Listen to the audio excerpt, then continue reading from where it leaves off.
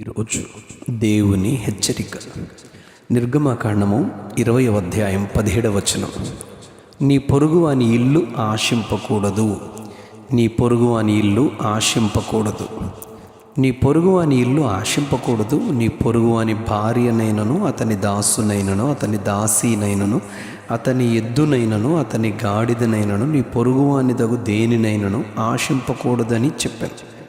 సృష్టికర్త అయిన దేవుడైన యెహోవా తాను ఏర్పాటు చేసుకున్న తన ప్రజలైన ఇశ్రాయేలు వారిని ఎంతో ప్రేమించారు.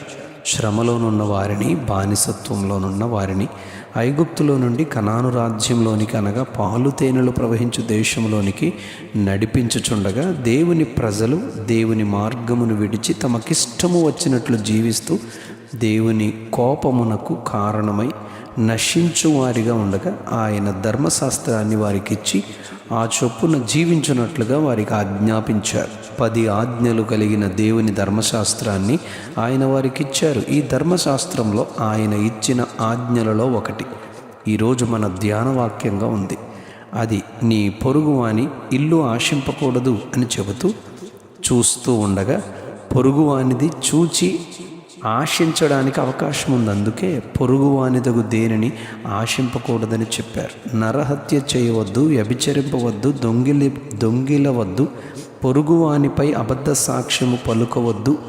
ఈ ఆజ్ఞలు ఏవైనను ఒక్క ఆశ వలననే పొరుగువానిదగు దాని కొరకే ఆశ, అదే దురాశ. కనుక దేవుడు పొరుగువానిదగు దేనిని ఆశింపవద్దని ఆజ్ఞాపించారు.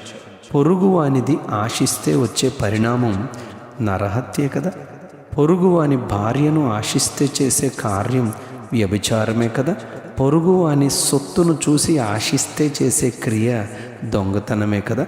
అందుకే ప్రభు నీ పొరుగువానిదగు దేనిని ఆశించవద్దని చెప్పారు.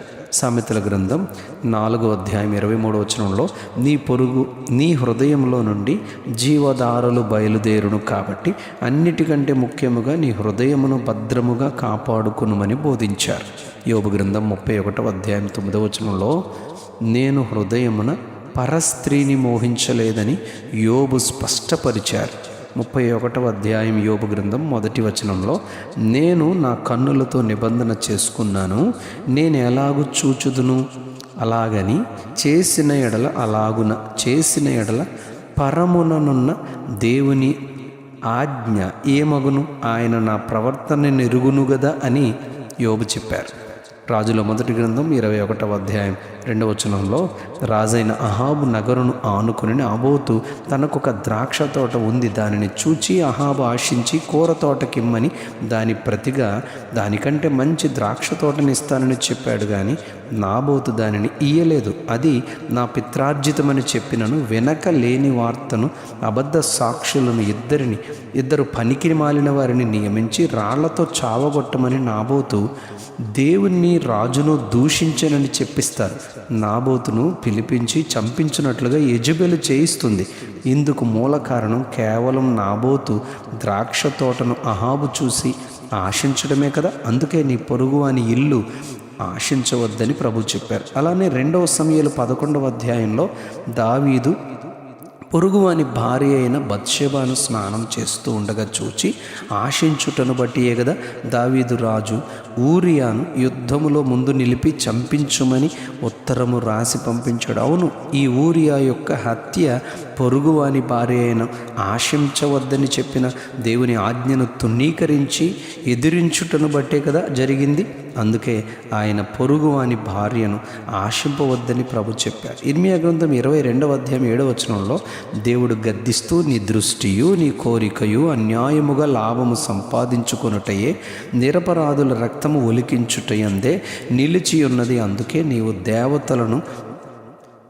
అందుకే నీవు దీనులను బాధించుచున్నావు, అందుకొరకే బలత్కారము చేయుచున్నావు అని ప్రభు గద్దించారు.